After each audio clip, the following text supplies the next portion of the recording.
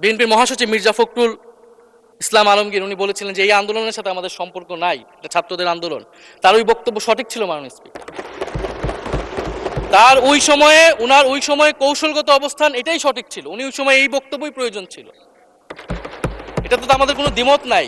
মাননীয় স্পিকার, আমাকে DGFI, DB, SB, বাংলাদেশের হেন কোনো গোয়েন্দা সংস্থা নাই যারা আমাকে ইন্টারগেশন করেছে, টর্চার করেছে এবং একটা কথা বারবার বলানোর চেষ্টা করেছিল যে এই আন্দোলন বিএনপি জামাতের আন্দোলন, যারা আগুন লাগিয়েছে তারা বিএনপি জামাতের সন্ত্রাসী। এটা একবার তোমরা শুধু বলো। ডিবি অফিসে শেষ পর্যন্ত আমরা বাধ্য হয়েছি আন্দোলন স্থগিতের ঘোষণা দিতে, কিন্তু কখনো এই কথাটা মাননীয় স্পিকার আমরা বলিনি। ফ্যাসিবাদ বিরোধী রাজনৈতিক দলের নেতাকর্মীকে আমরা আন্দোলনের সময় থেকে এখন পর্যন্ত কখনো আমরা অস্বীকার করিনি।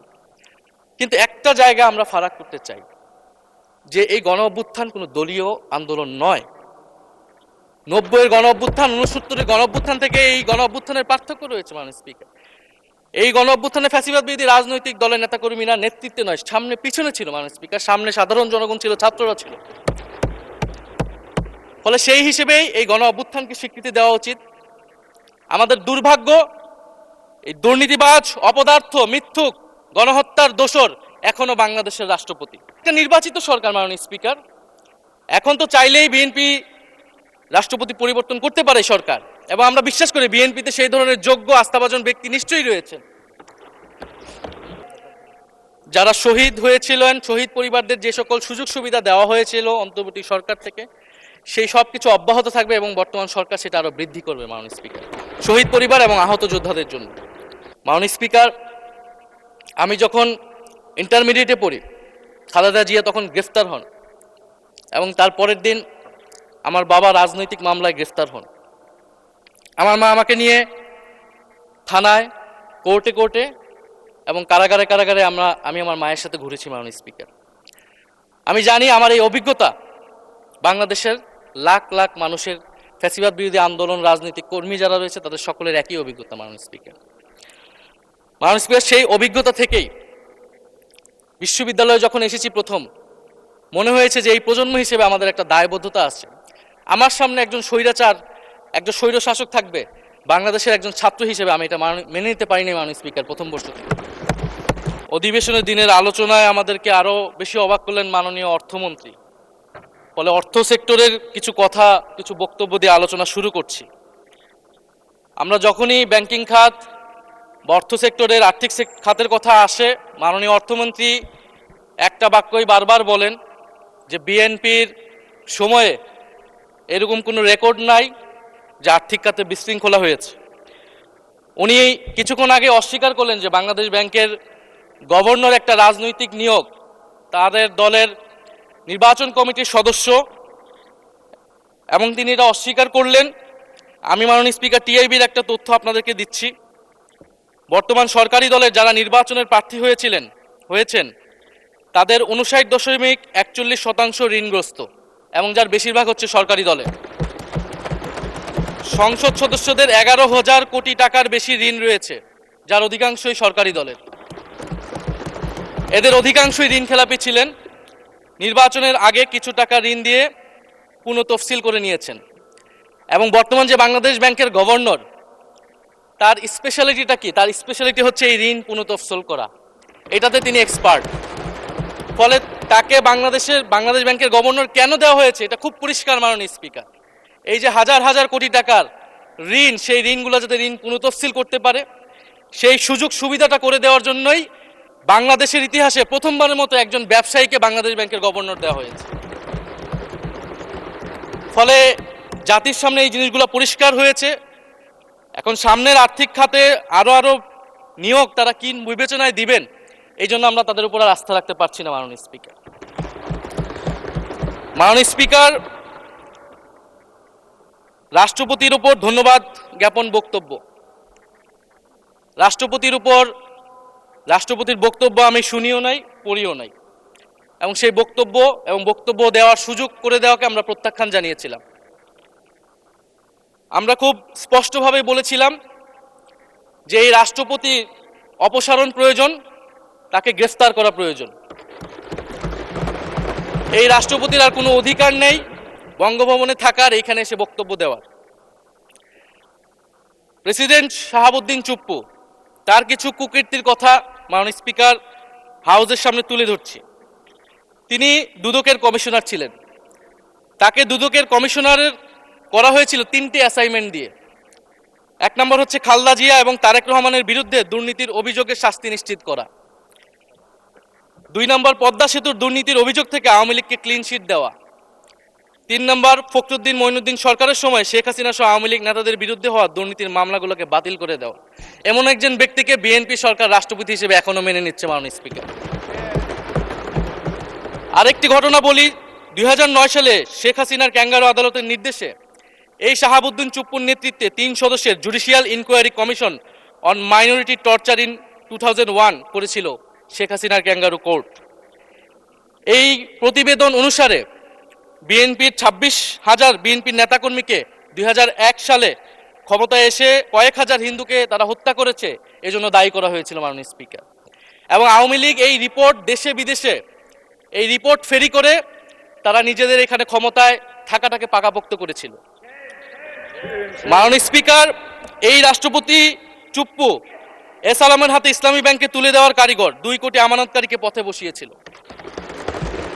এবং জুলাই গণহত্যার সময় তার ভূমিকা, ফ্যাসিবাদের সাথে তার সংশ্লিষ্টতা সবকিছু আমরা জানি। আমাদের দুর্ভাগ্য, এই দুর্নীতিবাজ, অপদার্থ, মিথ্যুক, গণহত্যার দোসর এখনো বাংলাদেশের রাষ্ট্রপতি।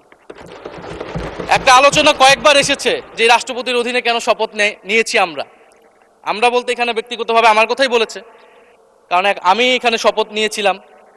তো মাননীয় স্পিকার, সেই সময় প্রেক্ষাপট আর এখনকার প্রেক্ষাপট কি এক? জুলাই গণ অভ্যুত্থানের পরে 5ই আগস্টের পরে আমাদের সামনে 2টা অপশন ছিল। আমরা বলেছিলাম জাতীয় সরকার করতে হবে, সেই জাতীয় সরকারের প্রস্তাব বিএনপি নাকচ করে দিয়েছে। আমাদের সামনে আরেকটা অপশন ছিল ক্ষমতা আর্মির হাতে তুলে দেওয়া। যদি আমরা সেই দিকে আগাতাম আজকে তারা এখানে বসতে পারতেন কিনা মাননীয় স্পিকার সেটা সন্দেহ আছে। দেশের স্বার্থে, দেশের স্থিতিশীলতার স্বার্থে আমরা সেই সময় সরকারে গিয়েছিলাম, আমরা শপথ নিয়েছিলাম। কিন্তু বৈষম্যবিরোধী ছাত্র আন্দোলন খুব স্পষ্টভাবে 2024 সালে কিন্তু এই রাষ্ট্রপতির অপসারণ চেয়েছিল। সেই সময় সাংবিধানিক ধারাবাহিকতার কথা বলে রাষ্ট্রপতির পক্ষে অবস্থান নিয়েছিল বিএনপির মহাসচিব মির্জা ফখরুল আলমগীর সাহেব, তিনি নিজেই কথা বলেছিলেন। ফলে এখন তো একটা নির্বাচিত সরকার মাননীয় স্পিকার, এখন তো চাইলেই বিএনপি রাষ্ট্রপতি পরিবর্তন করতে পারে সরকার, এবং আমরা বিশ্বাস করি বিএনপিতে সেই ধরনের যোগ্য আস্থাভাজন ব্যক্তি নিশ্চয়ই রয়েছে।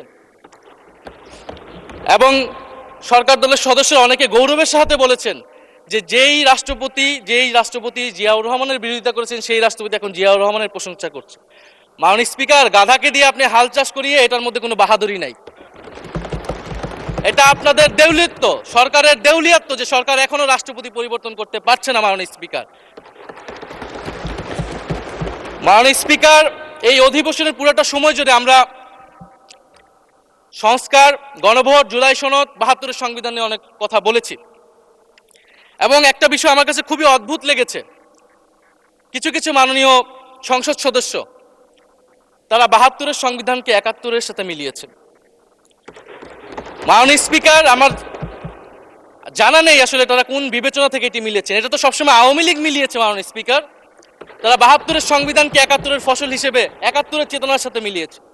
72-এর মূলনীতিকে 71-এর মূলনীতি বলে 71-এর আদর্শ হিসেবে প্রচার করেছেন। আমরা তো সেটার বিরোধিতা করেছি মাননীয় স্পিকার সবসময়, এবং বিএনপির বহু নেতা এটার বিরোধিতা করেছে মাননীয় স্পিকার। 72-এর সংবিধানের ক্রিটিসিজম, সমালোচনা 72 সাল থেকেই বাংলাদেশে শুরু হয়েছিল। গত 16 বছর এই সমালোচনা তৈরি হয়েছিল। 72-এর সংবিধানের সমালোচনা মোটা দাগে 3টি। প্রথমত, এই সংবিধান স্বাধীন বাংলাদেশের নির্বাচিত প্রতিনিধিরা প্রণয়ন করে নাই। আমি সরকারি দলের মাননীয় সংসদ সদস্য ব্যারিস্টার নওশাদ জমির সাহেবের সাথে, ওনার সাথে আমি সহমত পোষণ করে বলতে চাই, একটা স্বাধীন দেশের শাসনতন্ত্র রচনা করার অধিকার, সুযোগ সেই দেশের নির্বাচিত প্রতিনিধিদের হওয়া উচিত। 72-এর সংবিধান রচনা করেছিল যারা 70-এর নির্বাচনে আইয়ুব খানের এলএফের অধীনে যারা নির্বাচিত হয়েছিল পাকিস্তানের শাসনতন্ত্র রচনা করার জন্য মাননীয় স্পিকার। দ্বিতীয়ত, এই 72-এর সংবিধান ইনহেরেন্টলি এটা একটা আনডেমোক্রেটিক কনস্টিটিউশন। একজন ব্যক্তির হাতে সকল ক্ষমতা অর্পণ করা হয়েছিল মাননীয় স্পিকার। সেই সময় শেখ মুজিবকে সামনে রেখে এই সংবিধান তৈরি করা হয়েছিল। একজন ব্যক্তির হাতে সংসদের ক্ষমতা, নির্বাহী বিভাগের ক্ষমতা, এমনকি বিচার বিভাগের ক্ষমতাও নানা কায়দা করে তার হাতে তুলে দেওয়া হয়েছিল মাননীয় স্পিকার। ফলে স্বৈরতন্ত্রের বীজ কিন্তু সেই ৭২-এর সংবিধান থেকে বাংলাদেশে শুরু হয়েছিল। এবং সবচেয়ে ইম্পর্টেন্ট, এই সংবিধান হচ্ছে মুজিববাদী আদর্শ দ্বারা রচিত হয়েছিল মাননীয় স্পিকার। ৭১-এর আদর্শ কিন্তু চার নীতি ছিল না মাননীয় স্পিকার। ৭১-এর আদর্শ ছিল সাম্য, মানবিক মর্যাদা, সামাজিক ন্যায় বিচার।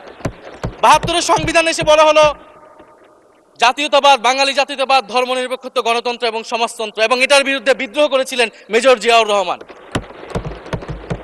মাননীয় স্পিকার, আজকে বিএনপি তার ফান্ডামেন্টাল জায়গা থেকে সরে যাচ্ছে মাননীয় স্পিকার। শুধু জামাত ইসলাম ৭২-এর বিরোধিতা করেছে বলে কি বিএনপি এখন আওয়ামী লীগের পজিশনে চলে গিয়েছে? আমাদের জানা নেই মাননীয় স্পিকার। ৭২-এর সংবিধানের বিরোধিতা করেছেন বদরুদ্দিন উমর, ৭২-এর সংবিধানের বিরোধিতা করেছেন মাওলানা ভাসানী, ৭২-এর সংবিধানের বিরোধিতা করেছেন কমরেড মুজাফফর আহমেদ, ৭২-এর সংবিধানের বিরোধিতা শত শত মুক্তিযোদ্ধারা করেছেন মাননীয় স্পিকার। ফলে এই ৭২-এর সংবিধানকে বাতিল করার একটা সুযোগ আমাদের এসেছিল ১৯৭৫ সালের সিপাহী জনতার বিপ্লবের মধ্য দিয়ে। জিয়াউর রহমানের এটা একটা ঐতিহাসিক ভুল বলবো মাননীয় স্পিকার, তার প্রতি সম্মান রেখে, যে আমরা সেই সময় সেই অপরচুনিটি মিস করেছি। আমরা একটা গণপরিষদ দিয়ে নতুন সংবিধান করতে পারি না, এবং এই অপরচুনিটি আমরা এই ২৪০০ মিস করেছি এবং এখনো করতে যাচ্ছি মাননীয় স্পিকার। মাননীয় স্পিকার, ৫ই আগস্টের পরে যখন সংস্কারের আলোচনা আসলো, বৈষম্যবিরোধী ছাত্র আন্দোলন তাদের পক্ষ থেকে আমরা বলেছিলাম আমরা নতুন সংবিধান চাই বা সংবিধান পুনর্লিখন চাই। বিএনপি বলেছিল তারা নির্বাচনের মাধ্যমে ক্ষমতায় যেতে চায়। ফলে ৫ই আগস্টের পর থেকে রাস্তা দুটি আলাদা হয়ে গেছিল মাননীয় স্পিকার। তখন আমরা একটা মধ্যপন্থায় আসলাম যে আমরা সংস্কারে আসি। সেই জায়গা থেকে সংস্কার কমিশন ঐক্যমত, সেখানে আলোচনা হলো। এখন সাংবিধানিক সংস্কার পরিষদ করার কথা গণভোটে বলা হলো। এখন বিএনপি সেই জায়গা থেকে সরে গিয়েছে। এখন বিএনপি যদি সেই জায়গা থেকে সরে যায়, আমাদেরকে পূর্বের জায়গায় ফেরত যেতে হবে মাননীয় স্পিকার। সংবিধান পুনর্লেখনের দাবি আমাদেরকেও জানাতে হবে। তারা যদি ৭২-এর পক্ষে এরকম অটল অবস্থানে থাকে। জুলাই সনদ নিয়ে অনেক কথা হয়েছে মাননীয় স্পিকার।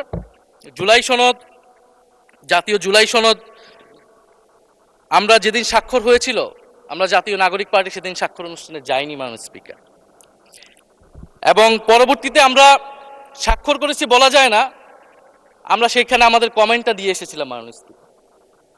জুলাই জাতীয় সনদ, জুলাই গণ অভ্যুত্থানের পরবর্তীতে এত কষ্টের যে ফসলটাকে, সেইটাকে মাননীয় স্পিকার নোট অফ ডিসেন্ট দিয়ে সেটাকে কলুষিত করে ফেলা হয়েছে। যেদিন জুলাই জাতীয় সনদ স্বাক্ষর হয়, সেদিন জুলাই জাতীয় সনদের মেজর সংস্কারগুলোতেই পাশে একটা নোট লেখা হয়েছে যে কোনো রাজনৈতিক দল বা জোট তাদের নির্বাচনী ইস্তিহার উল্লেখপূর্বক যদি জনগণের ম্যান্ডেট লাভ করে, তাহলে তারা সেই মতো ব্যবস্থা গ্রহণ করতে পারবে। তাহলে যেই দল নির্বাচনে জয়ী হবে তারা তাদের ইস্তেহার অনুযায়ী সবকিছু করবে মাননীয় স্পিকার। এটার জন্য ঐক্যমতের কোনো প্রয়োজন হয় না। আপনি যদি নির্বাচনে জিতে আপনার ইস্তেহার মতোই সবকিছু করবেন, তাহলে আপনার সাথে আমার কিসের ঐক্যমত, কিসের আলোচনা? এবং সেই নোটগুলো কিভাবে লেখানো হয়েছে, কিভাবে বল প্রয়োগ করে, শক্তি প্রয়োগ করে ঐক্যমত কমিশনকে চাপ দিয়ে লেখানো হয়েছে মাননীয় স্পিকার, এটা ঐক্যমত কমিশনের আমি মনে করি এখন বলার সুযোগ হয়ে এসেছে, সময় এসেছে। ফলে জুলাই জাতীয় সনদ কে আমরা একসেপ্ট সেই সময় করতে পারি নাই, এবং মাননীয় স্বরাষ্ট্রমন্ত্রীর ভাষাকে ধার করে আমি বলতে চাই যে জুলাই জাতীয় সনদ এক অন্তহীন প্রতারণার দলিলে পরিণত করেছে মাননীয় স্পিকার বিএনপি এটাকে। এবং ৭২-এর সংবিধানকে আওয়ামী লীগ দলীয় ইস্তেহারে পরিণত করেছিল, কলুষিত করেছিল, এবং জুলাই জাতীয় সনদকে বিএনপি কলুষিত করেছে, দলীয় ইস্তেহারে পরিণত করেছে মাননীয় স্পিকার। আপনি বলছেন জুলাই জাতীয় সনদ, তারপরে আপনি দেখাচ্ছেন হচ্ছে আমার দলীয় ইস্তিহার, তাহলে এখানে তো কোনো ঐক্যমতের সুযোগ নাই। এরপরে আসলো গণভোট।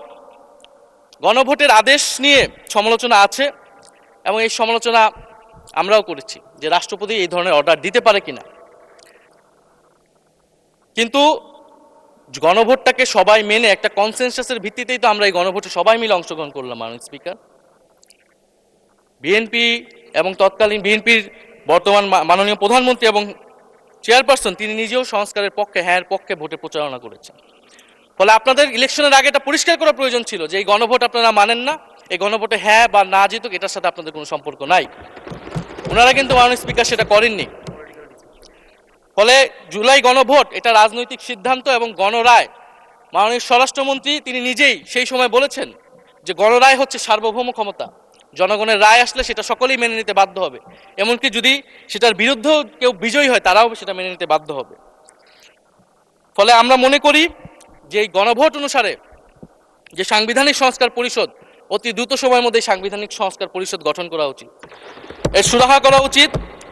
আমরা তো মাননীয় স্পিকার অনেক দূর সরে এসেছি, নতুন সংবিধানের জায়গা থেকে সরে আসতে আসতে আমরা কোথায় আসলাম? আমরা খুবই সামান্য কিছু দাবি এখানে এসেছে, জুলাই জাতীয় সনদ বা গণভোট যেটাই বলেন না কেন, যে একটা উচ্চকক্ষ হবে ভোটের অনুপাতে, তত্ত্বাবধায়ক সরকার হবে। এই তত্ত্বাবধায়ক সরকার নিয়েই তো এত ঝামেলা, গত 16 বছরের এত আন্দোলন। কিভাবে নিয়োগ হবে, এই নিয়োগটা আমাদেরকে জানতে হবে মাননীয় স্পিকার। নির্বাচন কমিশনার এবং সাংবিধানিক প্রতিষ্ঠানগুলোতে কিভাবে নিয়োগ হবে, একটা নির্দলীয় এবং গ্রহণযোগ্য নিয়োগ আমরা কিভাবে করতে পারি যেটা দেশকে বিভাজিত করবে না, বিরোধী দলের উপরে বিরোধী দলের অধিকার ক্ষুণ্ণ করবে না, এবং সবচেয়ে গুরুত্বপূর্ণ বিচার বিভাগ পৃথকীকরণ। মাননীয় স্পিকার, এগুলা আমরা 5ই আগস্টের পরে আসমান থেকে বলিনি, এগুলা গত 16 বছর আলোচনা হয়েছে। বিএনপির 31 দফায় আলোচনা ছিল, আরো অনেক রাজনৈতিক দলের আলোচনাতে, সংস্কারের আলোচনা থেকে আমরা মাননীয় স্পিকার ধার করেছিলাম। হ্যাঁ, বিচার বিভাগ এই মুহূর্তে পৃথকীকরণ বা বিচার বিভাগের স্বাধীনতা নিয়ে কনসার্ন আছে, কারণ আওয়ামী লীগের নিয়োগকৃত অনেক বিচারক মাননীয় স্পিকার এখনো রয়ে গেছে বিচারালয়ে, যারা এই জামিনগুলো করিয়েছে ফ্যাসিস্টদের। কিন্তু সেটার একটা সুরাহা আপনারা করেন, আমরা সহযোগিতা করব, কিন্তু তারপরে তো বিচার বিভাগের স্বাধীনতা মাননীয় স্পিকার নিশ্চিত করতে হবে। গুম এবং মানবাধিকার অধ্যাদেশ বাতিল করলেন, আপনারা বলছেন ভালো আইন নিয়ে আসবেন। তো ভালো আইন যতক্ষণ পর্যন্ত আনতে পারছেন না ততক্ষণ পর্যন্ত মাননীয় স্পিকার আপনাদের সমালোচনাটা সহ্য করতে হবে। আপনারা ভালো আইন নিয়ে আসুন এবং অতি দ্রুত সময়ের মধ্যে নিয়ে আসুন, আমরা দেখি। মাননীয় স্পিকার, এই সংসদে এই অধিবেশনে আরেকটি বিষয় বারবার এসেছে, সেটা হচ্ছে মুক্তিযুদ্ধ এবং জুলাই গণ অভ্যুত্থান। মুক্তিযুদ্ধকে মাননীয় স্পিকার আমরা শ্রদ্ধা করি।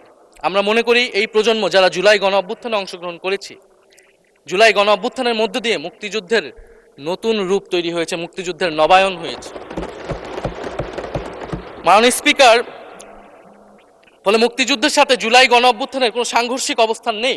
আমরা বারবার বলেছি মুক্তিযুদ্ধ, জুলাই গণ অভ্যুত্থান হচ্ছে মুক্তিযুদ্ধেরই আরেকটি ধারাবাহিকতা।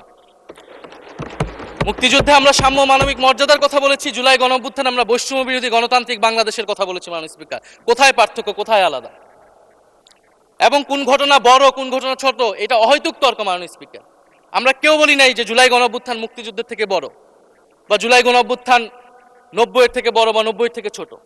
জুলাই গণ অভ্যুত্থান এক বিশেষ ঘটনা বাংলাদেশের ইতিহাসে, মুক্তিযুদ্ধ এক বিশেষ ঘটনা, মুক্তিযুদ্ধ বাংলাদেশের ফাউন্ডেশন। মাননীয় স্পিকার, এটার ব্যাপারে আমরা আনকম্প্রোমাইজেবল, এটা নিয়ে কোনো বিতর্কের কোনো সুযোগ নাই। তবে এই কথাটা ওনারাই বারবার বলে মুক্তিযুদ্ধকেও ছোট করতেছেন, জুলাই গণ অভ্যুত্থানকেও ছোট করতেছেন। আরেকটি বিষয় মাননীয় স্পিকার, মুক্তিযুদ্ধর কথা যখন এসেছে, আমরা যে সাম্প্রতিক সময়ে জাতীয় মুক্তিযোদ্ধা কাউন্সিল জামুক আইন সংশোধন করা হলো, অধ্যাদেশ পাশ করা হলো, সেখানে কিন্তু একটা গুরুত্বপূর্ণ সংশোধনী এসেছে। মুক্তিযোদ্ধাদের সংজ্ঞা থেকে মুজিব বাহিনীকে বাদ দেওয়া হয়েছে মাননীয় স্পিকার। এবং আপনারা জানেন যে এই মুজিব বাহিনী, সেটাকে সংযুক্তির মাধ্যমে হাজার হাজার ছাত্রলীগের নেতাকর্মীকে মুক্তিযোদ্ধা সার্টিফিকেট দেওয়া হয়েছিল। মাননীয় স্পিকার, মুজিব বাহিনীর রোল কি ছিল এটা আপনারা এখানে যারা অভিজ্ঞ মাননীয় স্পিকার অনেক মুক্তিযোদ্ধা আছেন তারা ভালো করেই জানেন। মুজিব বাহিনী তৈরি হয়েছিল অন্তর্ঘাত তৈরি করার জন্য। তারা অস্ত্র হাতে দেশে পাকিস্তান বাহিনীর বিরুদ্ধে যুদ্ধ করে নাই, তারা দেশে ঢুকে মুক্তিযুদ্ধের আওয়ামী লীগ বাদে অন্য যেই পক্ষগুলো রয়েছে তাদেরকে হত্যা করেছিল। মাননীয় স্পিকার, ফলে মুজিব বাহিনী কিন্তু কোনো মুক্তিযোদ্ধা না বর্তমান আইন অনুসারে, কিন্তু এখানে অনেক মুজিব বাহিনীর কিছু লোক আছেন তারা নিজেদেরকে মুক্তিযোদ্ধা হিসেবে বারবার জাহির করছে। ফলে আমাদেরকে এই ফারাকটাও করতে হবে মাননীয় স্পিকার। এবং মুক্তিযুদ্ধের পক্ষ বিপক্ষের রাজনীতি গত 50 বছর ধরে হয়েছে, আমরা এই সমাধান এখনো কেন করতে পারিনি? মাননীয় স্পিকার, এর দায়ভার কে নেবে? বিএনপি কি নেবে না, যারা 29 বছর জামাতের সাথে রাজনীতি করেছে?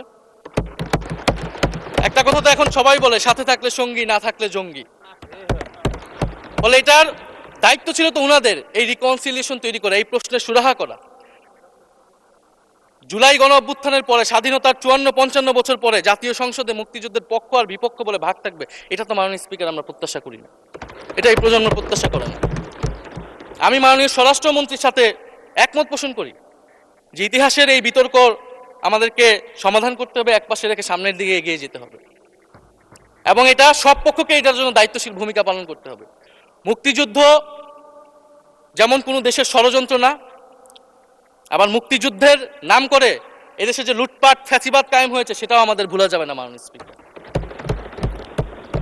মাননীয় স্পিকার, জুলাই গণ অভ্যুত্থান সকলের অংশগ্রহণে হয়েছিল, এটা আমরা বারবার বলেছি।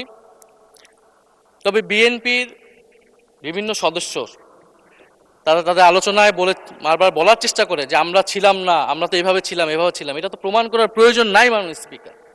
এটা কেন এত হীনমন্যতা আমাদের এটা বুঝে আসে না।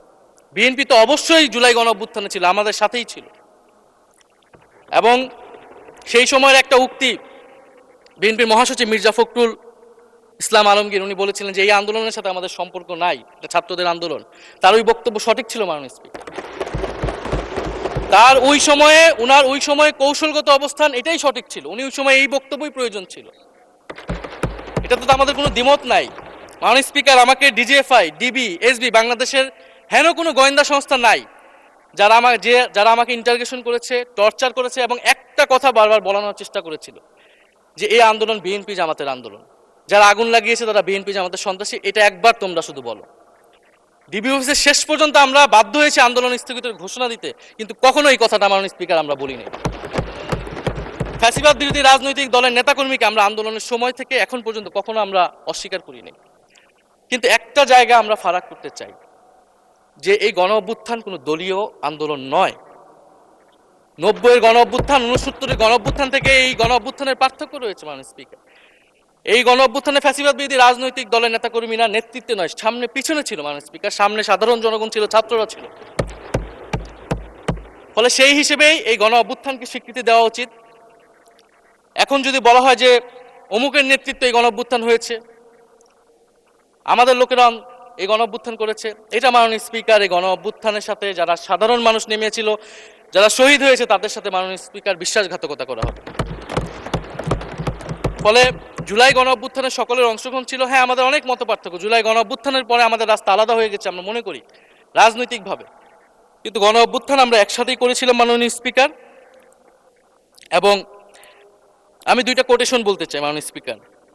7ই আগস্টে নয়াপল্টনের সমাবেশে জনাব তারেক রহমান ভার্চুয়ালি যুক্ত হয়ে বলেন, 1971 ছিল স্বাধীনতা অর্জনের আন্দোলন, আর 2024-এর আন্দোলন হলো সেই স্বাধীনতা ও সার্বভৌমত্ব রক্ষার আন্দোলন। এই আন্দোলনে অংশ নেওয়া প্রতিটি ছাত্র জনতা আজ থেকে নতুন দিনের মুক্তিযোদ্ধা। মাননীয় স্পিকার, মুক্তিযুদ্ধের সাথে আমরা তুলনা করছি এই জায়গা থেকে, কারণ আমাদের কাছে এটা প্রায় যুদ্ধ সময় একটা পরিস্থিতি ছিল। 6 আগস্ট বঙ্গভবনে আলোচনা শেষে ব্রিফিংয়ে মির্জা ফখরুল ইসলাম আলমগীর বলেন, ছাত্র জনতা বুকের রক্ত দিয়ে আমাদের নতুন এক সকাল উপহার দিয়েছে, বাংলাদেশ আজ দ্বিতীয়বার স্বাধীন হলো, এই স্বাধীনতা আমাদের রক্ত দিয়ে রক্ষা করতে হবে। মাননীয় স্পিকার, আমরাও বলি রক্ত দিয়ে রক্ষা করতে হবে। মাননীয় স্পিকার, আমাকে একটু সময় বাড়িয়ে দিবেন। আমি যে সময়টা পেয়েছি এটা বিরোধী দলের কোঠা থেকে, আমি আশা করব সরকারি দলের কোঠা থেকে আমি আরো 10 মিনিট পাবো। মাননীয় স্পিকার, মাননীয় চিফ হুইপ এবং সংসদ নেতা নিশ্চয়ই এটাতে সম্মতি দিবেন। মাননীয় স্পিকার, আমরা ভারত এবং পররাষ্ট্রনীতি নিয়ে কিছু কথা বলতে চাই। এই সরকার আসার পর একটা জিনিস বারবার আছে যে ভারতের সাথে সম্পর্ক উন্নয়ন, এবং মাননীয় পররাষ্ট্র মন্ত্রী যিনি আগের সরকারের নিরাপত্তা উপদেষ্টা, যার পদত্যাগ তৎকালীন বিএনপি চেয়েছিলেন, সেই পররাষ্ট্রমন্ত্রী ভারতে সফর করেছেন প্রথম, এবং তিনি যে বিবৃতি দিয়েছেন সেই বিবৃতিটা আমাদের কাছে স্পষ্ট না। আমরা কোন ভিত্তিতে ভারতের সাথে সম্পর্ক উন্নয়নের কথা বলছি? যেই ভিত্তিতে আওয়ামী লীগ উন্নয়নের কথা বলেছিল সেই ভিত্তিতে? ভারত বাংলাদেশকে 1971 সালের পর থেকে করদ রাজ্য পরিণত করার জন্য হেন চেষ্টা নেই যে করে নাই মাননীয় স্পিকার। সীমান্তে হত্যাকাণ্ড এখনো হচ্ছে, আমরা নদীর পানি হিস্সা পাচ্ছি না, এবং নতুন করে যেটা হচ্ছে যে বর্ডারে বাংলাদেশি বলে বিভিন্ন মানুষকে পুশ ইন করা হচ্ছে। 2025 সালে 2 মাসে 4000 মানুষকে বাংলাদেশে পুশ ইন করেছে ভারত, ইন্ডিয়ান এক্সপ্রেস অনুযায়ী। মাননীয় স্পিকার, এক ভয়ঙ্কর সংকট সামনের দিনে আমাদের দিকে কিন্তু আসতে যাচ্ছে। এবারে পশ্চিমবঙ্গের ইলেকশন হলো মাননীয় স্পিকার, নির্বাচনের কয়েকদিন আগে ভোটার তালিকা থেকে অন্তত 30 লক্ষ জীবিত ভোটারকে বাদ দেওয়া হয়েছে। এদের অধিকাংশ হচ্ছে মুসলিম এবং মতুয়া সম্প্রদায়ের মানুষ। এবং এনআরসি তারা করেছে বাংলাভাষী মুসলমানদেরকে তারা বাংলাদেশি বলে বিতাড়িত করছে এবং বাংলাদেশে পুশিং করার চেষ্টা করছে। এবং আমাদের যে ভারতের সাথে আগের সংকট রয়েছে এবং গত 16 বছর যে ফ্যাসিজম ছিল সেটাকে আঞ্চলিক এবং আন্তর্জাতিকভাবে আওয়ামী লীগকে স্পষ্টভাবে সমর্থন দিয়েছিল ভারত। এবং এখনো জুলাইয়ের গণহত্যাকারী খুনি শেখ হাসিনা, ওসমান হাদির হত্যাকারীরা সবাই ভারত তাদেরকে আশ্রয় দিয়েছে। ফলে ভারতের সাথে এই বিষয়গুলো নিয়ে আমাদের সরকার কি কথা বলেছে এটা মাননীয় স্পিকার আমরা জানতে চাই। ভারতের সাথে সম্পর্ক আমরা উন্নয়ন করতে চাই, ভারত আমাদের প্রতিবেশী দেশ, কিন্তু মর্যাদার ভিত্তিতে, সাম্যের ভিত্তিতে এই সম্পর্ক হতে হবে মাননীয় স্পিকার। ভারত শুধু আওয়ামী লীগের সাথে সম্পর্ক তৈরি করে এই দেশকে নিয়ন্ত্রণ করার চেষ্টা করছে, সেই দিনকে সে কবর রচনা করতে হবে মাননীয় স্পিকার। ফলে এটা আমরা বুঝতে পারতেছি না ভারত বিএনপির সাথে বা বর্তমান সরকারের সাথে তার সম্পর্কের ভিত্তিটা কি, এবং বর্তমান সরকার আমার এই কথাগুলো যেগুলো আমি বললাম সেগুলো নিয়ে ভারতের সাথে কথা বলেছে কিনা মাননীয় স্পিকার। মাননীয় স্পিকার, দুর্নীতি নিয়ে অনেক কথা হয়, আমি ঋণ খেলাপির পরিসংখ্যানগুলো দিলাম এবং নির্বাচনের বিধান অনুযায়ী ঋণ খেলাপিকে নির্বাচনে প্রার্থী হতে পারবে না, কিন্তু আমরা দেখলাম নির্বাচনের আগে কিছু টাকা পরিশোধ করে ঋণ পুনঃতফসিল করে তারা সংসদ সদস্য বেশি আসলেন মাননীয় স্পিকার। মাননীয় স্পিকার, আমি কিছু সংখ্যা বলছি। 1700 কোটি টাকা, 765 কোটি টাকা, 679 কোটি টাকা, 621 কোটি টাকা, 201 কোটি টাকা, 182 কোটি টাকা, 97 কোটি টাকা। মাননীয় স্পিকার, এগুলো আমাদের সংসদ সদস্য যারা তাদের ঋণ রয়েছে মাননীয় স্পিকার। এবার আমি নাম বললাম না, কিন্তু পরের সেশনে কিন্তু মাননীয় স্পিকার আমি নাম ধরেই কথা বলবো, এগুলা ফ্যাক্ট। এবং এখনো 2 জন আসতে পারে নাই এই কারণে। এখন দুর্নীতির বিরুদ্ধে তো যুদ্ধ ঘোষণা হয়েছে, এখন এই ঋণগুলো কবে বাংলাদেশের জনগণ ফেরত পাবে, বাংলাদেশের ব্যাংক ফেরত পাবে মাননীয় স্পিকার, এটা আমরা জানতে চাই। মাননীয় স্পিকার যদি সময় একটু বাড়িয়ে দেন। মাননীয় সদস্য, আপনি আবেদন জানিয়েছিলেন, এর মধ্যে ট্রেজারি বেঞ্চের যে চিফ হুইপ আছেন, মাননীয় চিফ হুইপ, উনি আমাকে জানিয়েছেন ওনার সময় 20 মিনিট বরাদ্দ ছিল, সেখান থেকে 5 মিনিট উনি কর্তন করে আপনাকে দিয়েছেন। তো আপনি 5 মিনিটের মধ্যে দয়া করে শেষ করবেন। মাননীয় স্পিকার, আর মাননীয় প্রধানমন্ত্রীর থেকে আরো 5 মিনিট আমি রিকোয়েস্ট করছি মাননীয় স্পিকার, আর যদি 5 মিনিটে শেষ করতে পারে আমি শেষ করে দিব, কোনো সমস্যা নেই মাননীয় স্পিকার। ফলে আমরা দুর্নীতির কথা বলা হচ্ছে, 16 বছরে আওয়ামী লীগের যে দুর্নীতি, সেই দুর্নীতি থেকেও বড় হয়ে গেছে অন্তর্বর্তী সরকারের সময় ছাত্র সমন্বয়করা কি দুর্নীতি করেছে মাননীয় স্পিকার। ছাত্র সমন্বয়করা খুবই খারাপ, তারা মন্ত্রণালয়ে ঘুরেছে, দুর্নীতি করেছে, কিংস পার্টি করেছে। তো মাননীয় স্পিকার, গত আওয়ামী লীগের আমলে 16 বছরের দুর্নীতির বিচার ওনারা কিভাবে করবেন সেইটা মাননীয় স্পিকার ওনাদের বলা উচিত জনগণের সামনে। এবং আরো ভালো হয় যদি 2001 থেকে 6 সাল পর্যন্ত মাননীয় স্পিকার যে দুর্নীতির অভিযোগগুলো এসেছিল সেটারও একটা স্বচ্ছ তদন্ত মাননীয় স্পিকারের বর্তমান সরকার করে। দুর্নীতি কেউ না কেউ তো করেছে, কারা করেছে তাদের নাম বাংলাদেশের জনগণের সামনে উন্মুক্ত করা হোক, কারণ সেটার জন্যই তাদেরকে ভোগান্তি পোহাতে হয়েছে 1/11 ষড়যন্ত্রের মাধ্যমে। বর্তমান প্রধানমন্ত্রী, তাকেও কিন্তু দুর্নীতির মিথ্যা অভিযোগ দিয়ে মাননীয় স্পিকার তার বিরুদ্ধে মামলা করা হয়েছিল। মাননীয় স্পিকার, মাননীয় স্বরাষ্ট্রমন্ত্রীর দৃষ্টি আকর্ষণ করছে, একটু আইন শৃঙ্খলা নিয়ে কথা বলি। 2 মাসে বিএনপির হাতে খুন হয়েছে 31 জন, ধর্ষণের ঘটনা ঘটেছে 14টি, বিএনপির চাঁদাবাজির খবর এসেছে 83টি, হামলার ঘটনা এসেছে 154টি। এর একটিতে সরকার কার্যকর কোনো ব্যবস্থা গ্রহণ করেনি। মাননীয় স্পিকার, শাহবাগ থানার সামনে ঢাকা বিশ্ববিদ্যালয়ের সাংবাদিক সমিতির কয়েকজন সদস্যকে বেধড়ক মারধর করেছে ছাত্রদলের নেতাকর্মী, এবং এটার এখনো কোনো মামলা নেয়নি। মাননীয় স্বরাষ্ট্রমন্ত্রী যদি জানান এই মামলাটা কেন নেওয়া হচ্ছে না। থানার ভিতর প্রবেশ করে ওসি রুমে ডাকসুর 2 জন নির্বাচিত প্রতিনিধিদের উপর হামলা করা হয়েছে। মাননীয় স্পিকার, ঢাকা বিশ্ববিদ্যালয়ের সাংবাদিক সমিতি, মাননীয় স্পিকার আপনি জানেন আপনি ঢাকা বিশ্ববিদ্যালয়ের ছাত্র, মহসিন হলের, আমিও মহসিন হলের ছাত্র। মাননীয় স্পিকার, ঢাকা বিশ্ববিদ্যালয়ের সাংবাদিক সমিতির একটা বড় ভূমিকা আছে বাংলাদেশের গণতান্ত্রিক আন্দোলনগুলোতে, আমাদের বিশ্ববিদ্যালয়ের গণতান্ত্রিক আন্দোলনগুলোতে। মাননীয় স্পিকার, মাজার হামলা নিয়ে কিছু কথা বলতে চাই।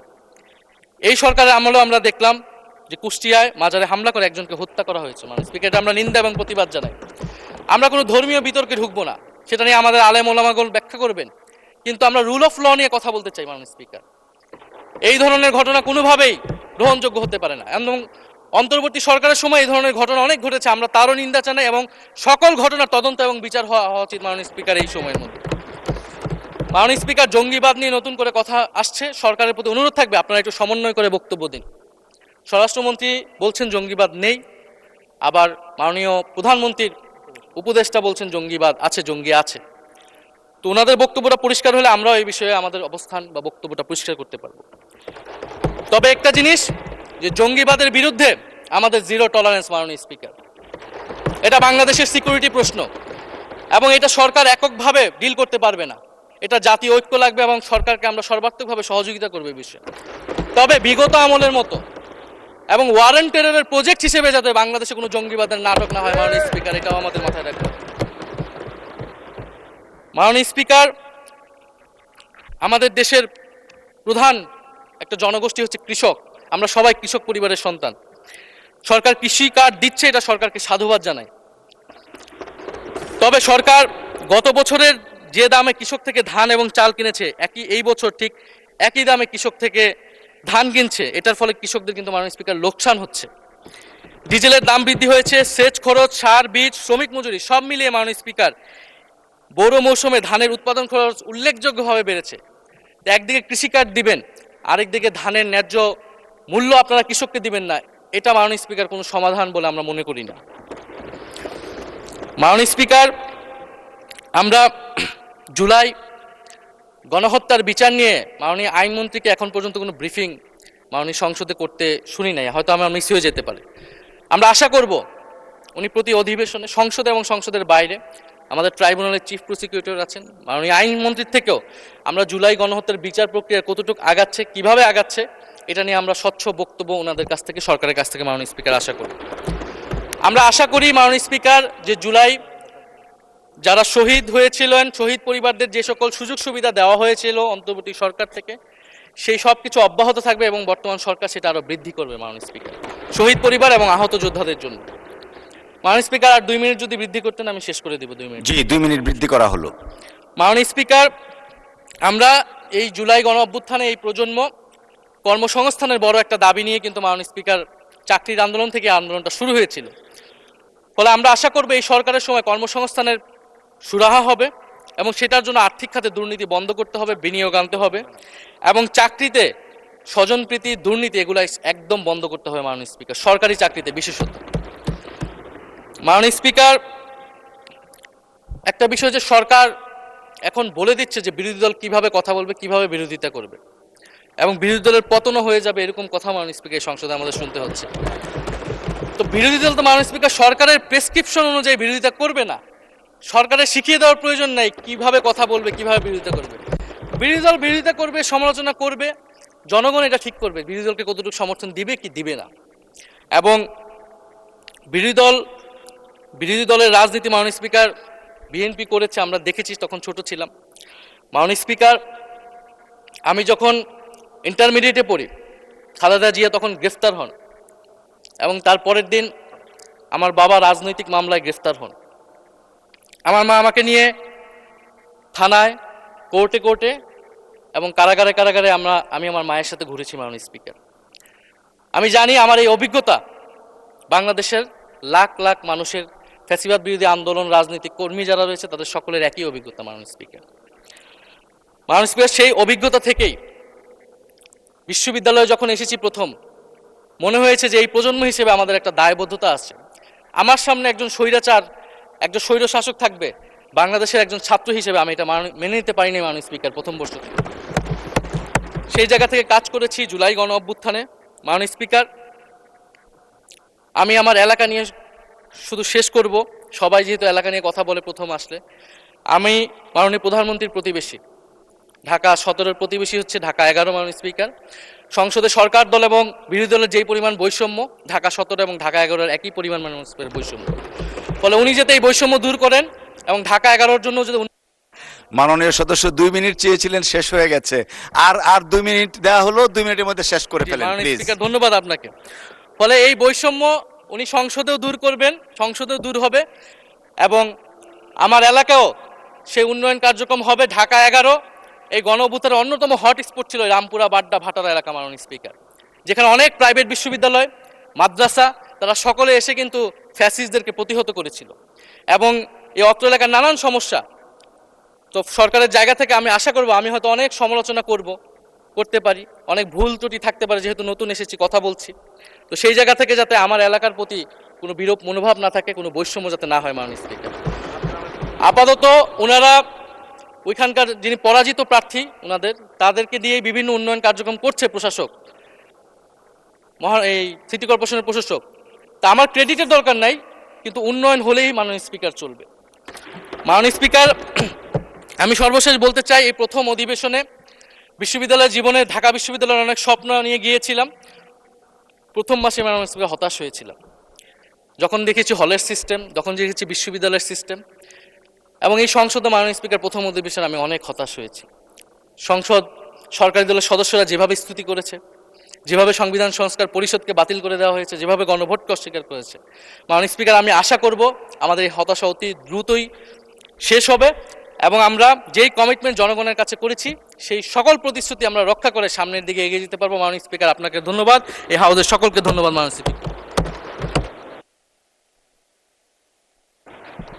ধন্যবাদ মাননীয় সদস্য।